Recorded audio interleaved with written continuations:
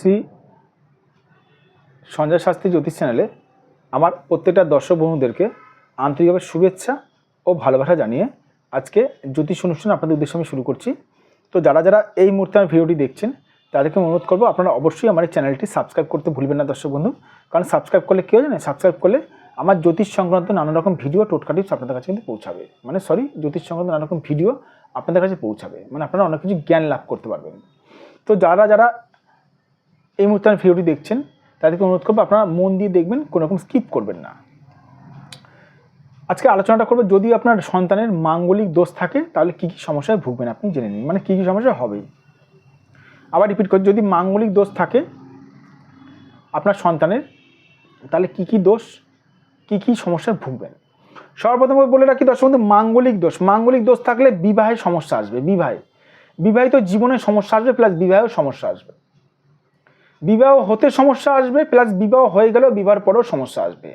যাদের মাঙ্গলিক দোষ থাকে, ধরুন কোনো মহিলা, আমি মহিলা নিয়ে আজকে একটুখানি আলোচনা করিনি, ধরুন আপনার মেয়ের বা আপনার বলতে গেলে পরিবারের কোনো মহিলার ধরুন মাঙ্গলিক দোষ থাকলো, সেই মহিলার কিন্তু বিবাহের পরে কিন্তু সমস্যা আসবে বিরাট রকমভাবে, এমনকি ডিভোর্স পর্যন্ত হতে পারে।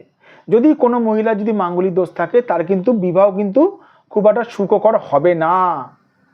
যদি কোনো মহিলা যদি মাঙ্গলিক দোষ থাকে, সে মহিলা কিন্তু খুব বলতে গেলে স্বামীর সঙ্গে কিন্তু ঠিক মতন কিন্তু ঘর করতে পারবে না।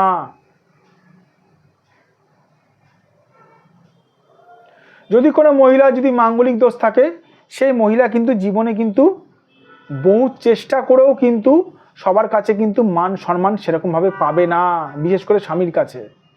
বিবাহের পরে কিন্তু মান সম্মান পাবে না সবার কাছে, বিবাহের পরের কথা বলছি।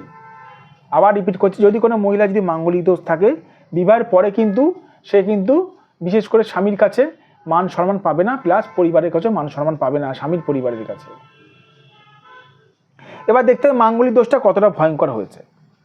মাঙ্গলিক দোষ বিভিন্ন রকম হয়ে থাকে। মাঙ্গলিক দোষ মঙ্গলের প্রভাব কতটা আছে, 100%, না 50%, না 20%, না 30%, কত পার্সেন্ট মাঙ্গলিক দোষ আছে, এটা প্রথমে দেখার বিষয় রয়েছে দর্শক বন্ধু। মাঙ্গলিক দোষ কতটা পরিমাণে রয়েছে।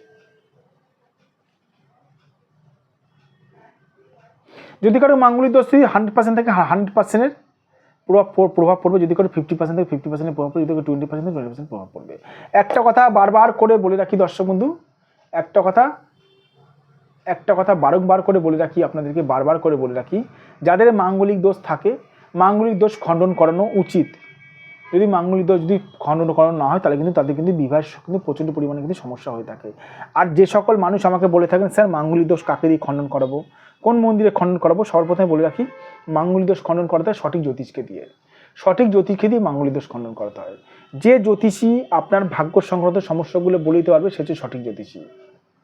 যে জ্যোতিষকে আপনার কিছু বলতে হবে না, যে জ্যোতিষ আপনার সমস্যাগুলো বলে দিতে পারবে, জীবনের সমস্যাগুলো, সে হচ্ছে দর্শক সঠিক জ্যোতিষ।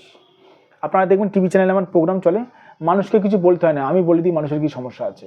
ভালো থাকবেন দর্শক বন্ধু, সুস্থ থাকবেন, নিজের শরীরের খেয়াল রাখবেন। আর আরেকটা কথা বলে রাখি, যাদের মনে হচ্ছে আমার সঙ্গে যোগাযোগ করতে চান অবশ্যই করতে পারেন। এটা আমার হোয়াটসঅ্যাপ নাম্বার, এটা আমার ফোন নাম্বার, এটা আমার হোয়াটসঅ্যাপ নাম্বার 9433811696।